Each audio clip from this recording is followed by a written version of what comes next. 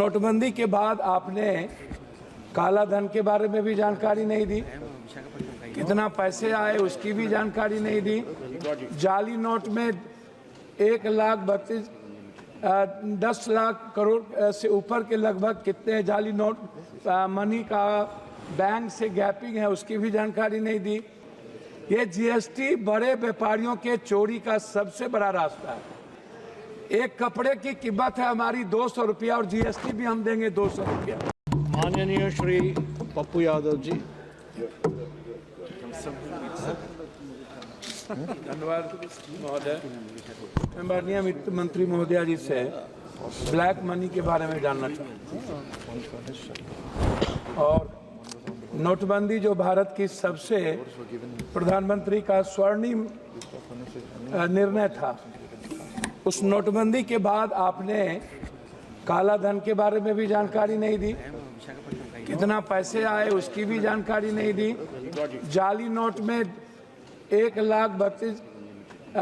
10 लाख करोड़ से ऊपर के लगभग कितने जाली नोट मनी का बैंक से गैपिंग है उसकी भी जानकारी नहीं दी। कितने पैसे आपने अकाउंट में दिए लोगों को, 15 लाख रुपए आपने, उसकी भी जानकारी नहीं दी। तो हम तो पहले आपसे नोटबंदी जीएसटी के बारे में हम सिर्फ इतना कहेंगे, ये जीएसटी बड़े व्यापारियों के चोरी का सबसे बड़ा रास्ता है और मिडिल क्लास व्यापारियों का हिंदुस्तान में एक कपड़े की कीमत है हमारी 200 रुपया और जीएसटी भी हम देंगे 200 रुपया। मिडिल क्लास को कितना मुनाफा होता होगा यह भारत सरकार का दिल ही जानता है। हम इस पर कुछ और नहीं कहेंगे। हमारा दूसरा चीज है, मंत्री जी, भ्रष्टाचार पर कुछ आप अलॉट करिए पैसे को, इसको खत्म करने के लिए। माननीय इस पर एक अलग बजट पप्पू यादव जी, आप चेयर को एड्रेस यह सबसे बड़ा, प्लीज काइंडली एड्रेस, यह सबसे बड़ा इंपॉर्टेंट है। दूसरा चीज, बिहार को 5% जीएसटी इस बार आपने कम क्यों किया, ये आपको बताना चाहिए कि बिहार को 5% बजट आपने इस बार कम किया है, वो किस आधार पर किया है। दूसरी चीज, झारखंड का लगभग 1,36,000 करोड़ रुपया आपने जीएसटी का आप रोक रखा है, आपको ये भी बताना चाहिए। तीसरी चीज, 400 रुपया कब तक आप पेंशन देंगे, कब तक? ये जो पेंशन जितना दे रहे, क्या कभी आम आदमी का वृद्ध पेंशन या और भी पेंशन, इसको क्या 2,000 रुपया या 1,000 रुपया बढ़ाने की आपकी कोई योजना है या नहीं? चौथी चीज, आवास योजना जो आप देते हैं, प्रधानमंत्री आवास योजना जो आपका सपना है, अच्छी बात है, उसको आप इस राशि को कब बढ़ाएंगे? ये राशि बहुत कम है और इससे किसी का भी सपना पूरा नहीं हो सकता, ये राशि गमन हो जाता है। ओडीएफ जो शौचालय की व्यवस्था है, इसमें भी राशि बिल्कुल कम है, इसमें भी बढ़ाने की जरूरत है। चौथी चीज, पांचवी चीज, आंगनबाड़ी, ममता आशा रसोईया, सुप्रीम कोर्ट का ऑर्डर है कि आंगनबाड़ी को सेविका को 25,000 और सहायक सेविका को 18,000, आशा और रसोईया को आपने इस पर कोई ग्रांट में भी और बजट में भी आपने नहीं लाया। आप कहते हैं आयुष्मान भारत, आप जो पैसा देते हैं उसमें क्या होता है, प्राइवेट अस्पताल वाला 20 लाख 40 लाख का बिल बना देता है, 7 लाख 8 लाख का बिल बनाता है।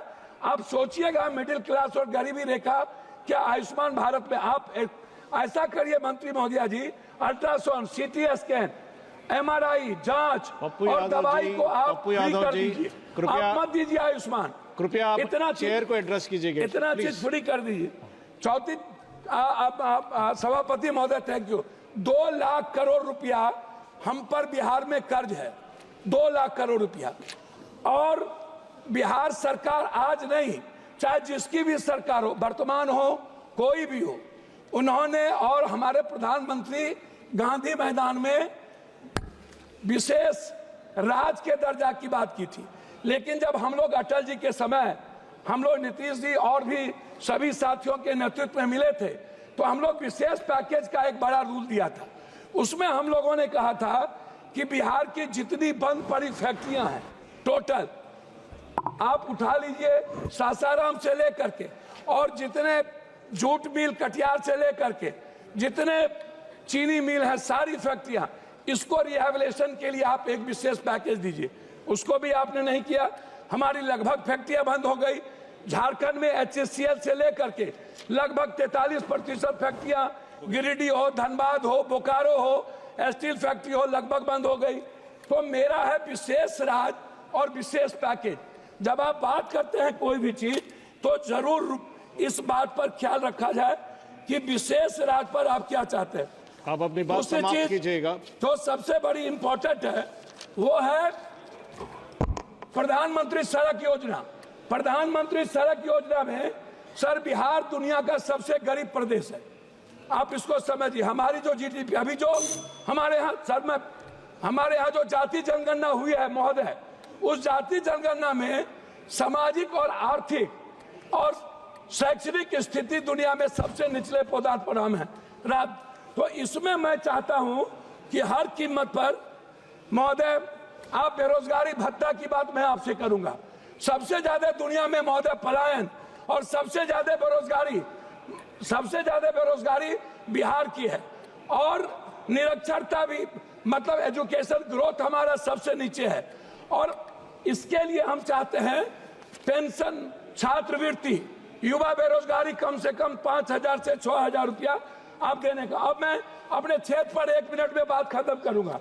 अपने क्षेत्र पर महोदय, हम अपने क्षेत्र पर बात खत्म करेंगे। मक्का, मखान, मछली और चाय बागान, इस पर हम आपसे आग्रह करेंगे हृदय से कि आप कोसी सीमांचल के रिहेबिलिटेशन के लिए आप कम से कम इस योजना पर कम से कम 5 फैक्ट्री मक्का, मखान और चाय पत्ती पर आप देने का कष्ट करें।